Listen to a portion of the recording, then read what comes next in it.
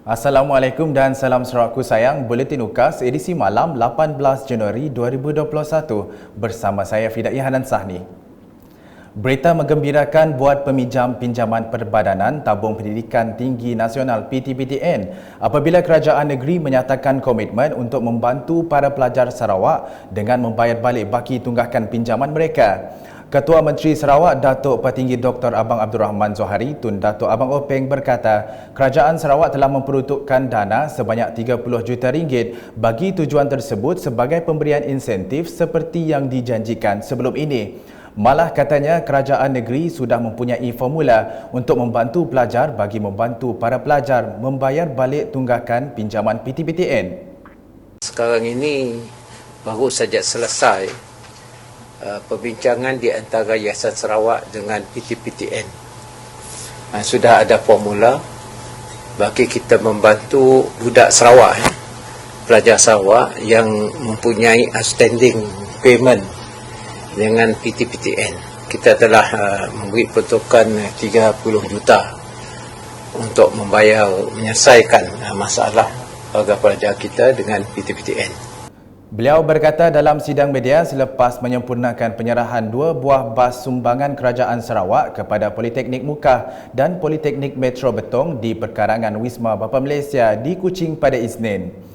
Menyentuh mengenai bantuan lain kepada para pelajar Sarawak, Datuk Petinggi Abang Zohari menyatakan kerajaan Sarawak juga telah membantu mereka yang menuntut di Semenanjung Malaysia dari segi kos tambang balik ke negeri ini semasa musim perayaan.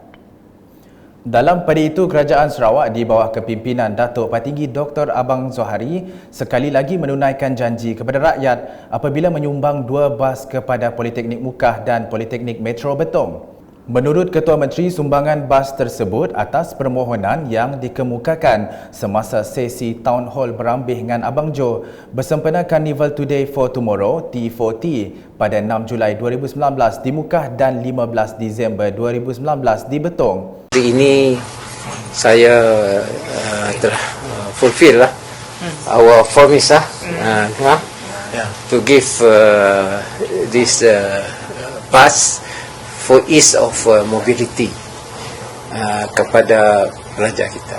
Bercakap dalam sidang media selepas merasmikan penyerahan bas tersebut, jelas Ketua Menteri Kerajaan Sarawak telah membelanjakan hampir RM600,000 untuk membeli 2 buah bas tersebut dengan kapasiti 25 penumpang. Dalam program berasingan, Ketua Menteri telah menerima kunjungan hormat daripada delegasi dari Kolej Universiti ICATS UC yang diketuai oleh Presidennya Tan Sri Dato' Amar Dr. Abdul Aziz Dato' Hussein. Tujuan kunjungan terhormat tersebut bagi membincangkan mengenai peningkatan ICATS yang telah memulakan perjalanannya sebagai kolej universiti yang diiktiraf Kementerian Pengajian Tinggi KKM Malaysia bermula 3 Disember 2020. Sementara itu, Tan Sri Abdul Aziz memberitahu ICATS UC akan menyediakan lebih banyak kursus yang memenuhi keperluan industri dan aspirasi kerajaan, khususnya dalam mencapai status negeri maju menjelang 2030. There will be more homegrown courses for diploma, bachelor's degree, master's degree, and eventually PhD programs. We will also place more emphasis on research work, particularly on applied research in renewable energy, environment, and industry revolution, or what you call IR 4.0. Menurutnya lagi, kunjungan hormat tersebut juga bagi mengundang Ketua Menteri untuk merasmikan Convocation Sarawak Skills ICATS ke-23 yang akan diadakan pada 8 Mac 2021 di ICATS UC sekaligus dengan sukacitanya melantik Ketua Menteri sebagai Kansellor Kolej Universiti ICATS. I'm also very pleased to announce that the Amar Berhormat has accepted our invitation to grace the Sarawak Skills ICATS Convocation on the 8th March. The convocation will be carried out strictly following the SOPs. Yang Amar Berhormat, Ketua Menteri, has also accepted our invitation to be the ICATS University College Chancellor. Of course, Yang Amar Berhormat has also indicated that he would like the name ICATS to be changed to something better, but that will be announced later.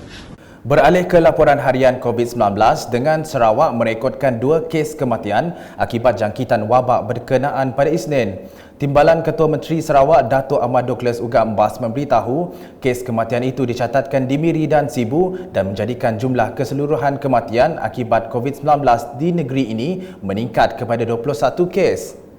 Maka dengan ini, Jawatankuasa Pengurusan Bencana Negeri Sarawak mengucapkan takziah kepada keluarga dan saudara mara kedua-dua kes ini.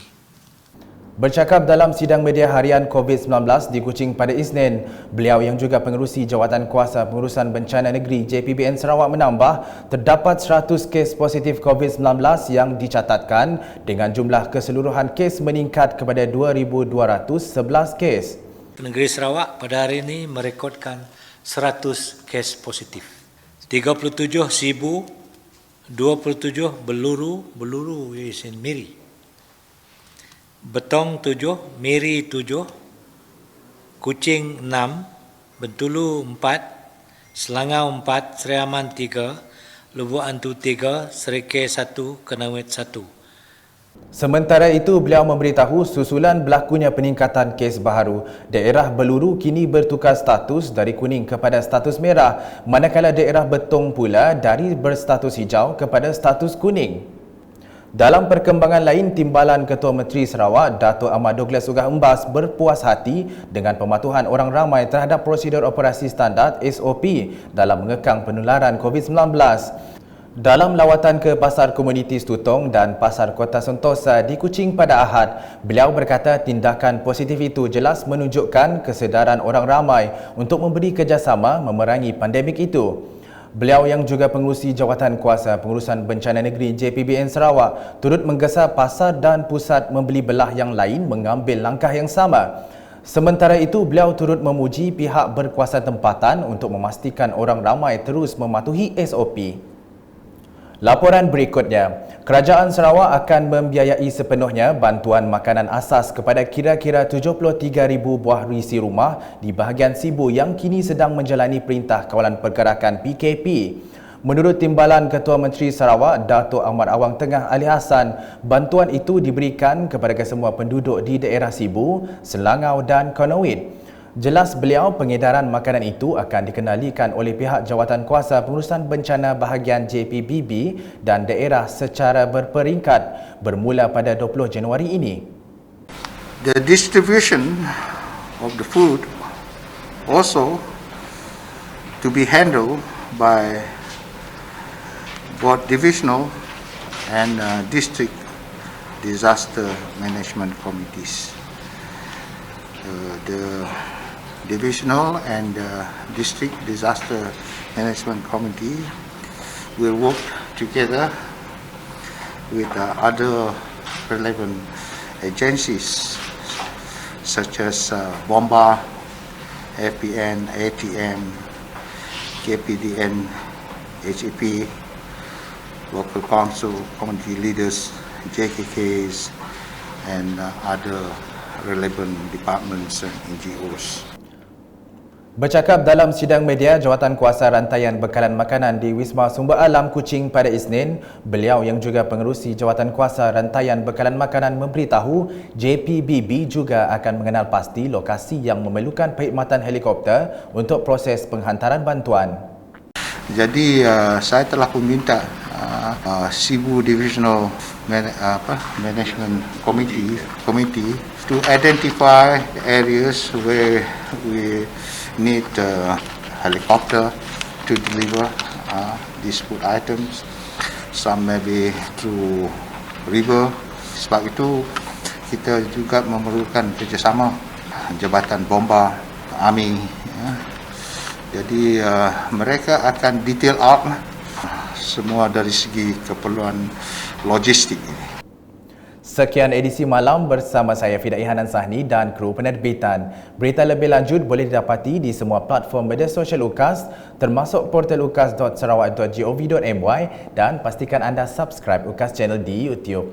Salam UKAS.